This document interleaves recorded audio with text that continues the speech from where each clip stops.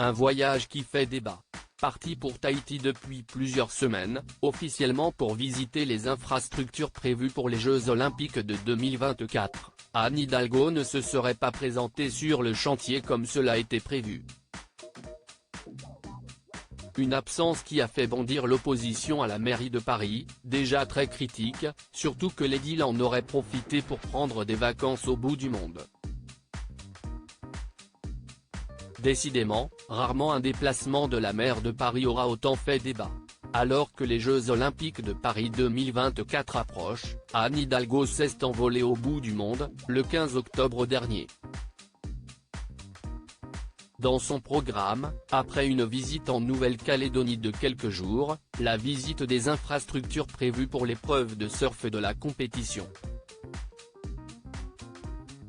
Mais selon nos confrères du Parisien, elle ne s'est absolument pas rendue sur le chantier alors qu'une réunion était prévue le 21 octobre. Anne Hidalgo n'a bizarrement pas communiqué ce changement de plan et elle est encore accusée de mentir.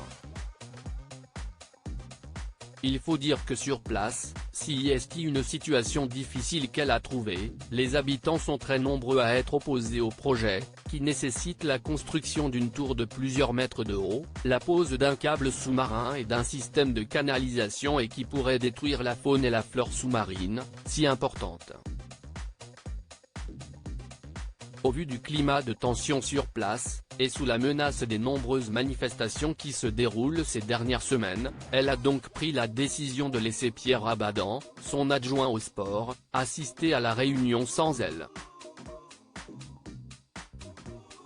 Une absence qui fait grincer des dents dans l'opposition, déjà très critique de ce voyage. Tout prouve que ce déplacement dans le Pacifique Sud est un voyage alibi, a notamment dénoncé David Alphand, vice-président du groupe mené par Rachida Dati. Rien ne justifiait ce déplacement d'Anne Hidalgo qui n'est que la maire de la ville d'accueil.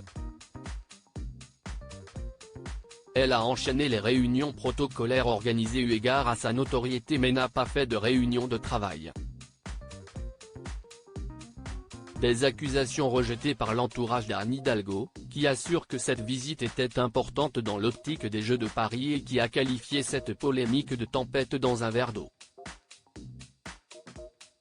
Un déplacement privé et familial à Tahiti mais si est une autre information qui a fait le plus gros débat. Anne Hidalgo a en effet enchaîné les visites pendant une semaine seulement. Avant de prendre des vacances, en Polynésie, où vit sa fille Elsa, 35 ans. Installée là-bas depuis la mutation de son compagnon cet été, celle-ci a pu recevoir sa mère et son beau-père, Jean-Marc Germain le temps des vacances scolaires. Un rassemblement familial aux frais du contribuable, accuse l'opposition. Faux, selon l'édile, comme les autres membres de la délégation qui ont choisi de prendre du repos en Polynésie avant de rentrer, tous ces déplacements privés sont payés sur ses fonds, tout comme le voyage de son mari. Seul le billet de retour fait partie du budget de la mairie de Paris. Mais il semble que ce débat soit loin d'être clos au sein du conseil municipal de la capitale.